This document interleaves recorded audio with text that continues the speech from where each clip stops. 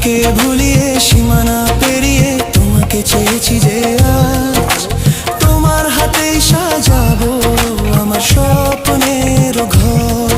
আমি তোমার প্রেমে পড়ে দুনিয়া ভুলে গেছি, তোমার ওই মায়াবী হাসি আমি দেখতে ভালোবাসি।